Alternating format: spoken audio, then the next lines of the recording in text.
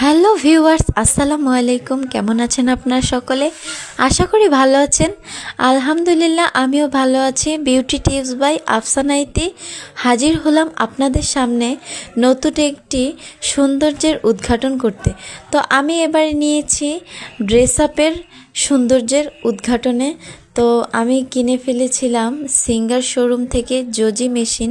তো সেই অটো মেশিনের দ্বারা আমি এখন সুন্দর সুন্দর ডিজাইনের জামা, সালোয়ার, প্লাজো, স্কার্ট প্লাজো, মানে বিভিন্ন রকম আইটেম আমি এখন বানাতে পারি জামা কাপড়ের মধ্যে। তো এখন আমার ফার্স্ট অর্ডার ছিল 3 পিস। তো আমি একটা 28 ঘেরের একটি জামা তৈরি করেছিলাম, যা আমার কাস্টমার পরে খুবই প্রশংসিত করেছে আমাকে। সে খুবই খুশি আমার হাতের কাজে। তো দেখুন, সালোয়ারটায় আমি কি সুন্দর ডলার বসিয়ে নিচের দিক দিয়ে হাতের কাজ করে দিয়েছি। এটা ছিল একটা প্যান্ট কাটিং সালোয়ার।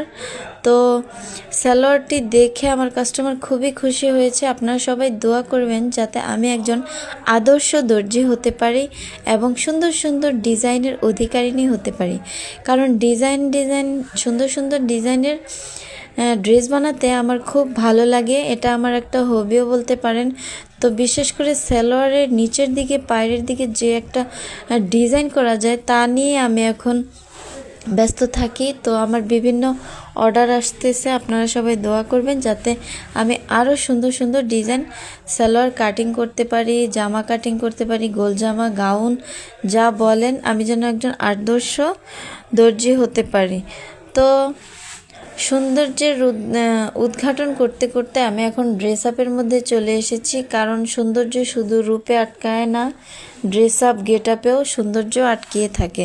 তো সুন্দর গেট আপের জন্য সুন্দর ড্রেস দরকার। তো আমরা সুন্দর ড্রেস সুন্দরভাবে চাইলেই বানাতে পারি। আপনারাও আমার মতো টেলারিং কাজে প্রশিক্ষণ নিতে পারেন। প্রশিক্ষণ নিয়ে সুন্দর সুন্দর ড্রেস তৈরি করতে পারেন। এছাড়াও যদি চান যে আপনারা আমার কাছে জামা কাপড় তৈরি করবেন, তাহলে আমার সাথে যোগাযোগ করতে পারেন, আমার ইনবক্সে নক করতে পারেন। তো এই দেখুন, আমার সেলাই করা প্রথম সালোয়ার কামিজ।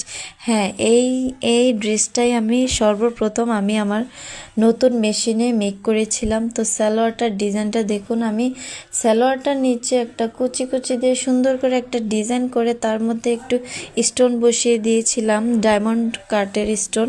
তারপর আমি ওড়নার 2 সাইডেও সেলাই করে নিয়েছিলাম। আর গলা, যেহেতু আমার ব্যান্ড কলার খুবই পছন্দ, তাই আমি এবার পুরোপুরি ফুল কলার, একদম পাঞ্জাবি স্টাইলের কলার লাগিয়েছি, একদম ফুল কলার। সেখানে আবার লেস দিয়ে সুন্দরভাবে ডিজাইন করেছি। গলার মাঝখানটা অনেক সুন্দর ডিজাইন করেছি। কারণ আল্লাহ হাফেজ, আজকে এই পর্যন্তই।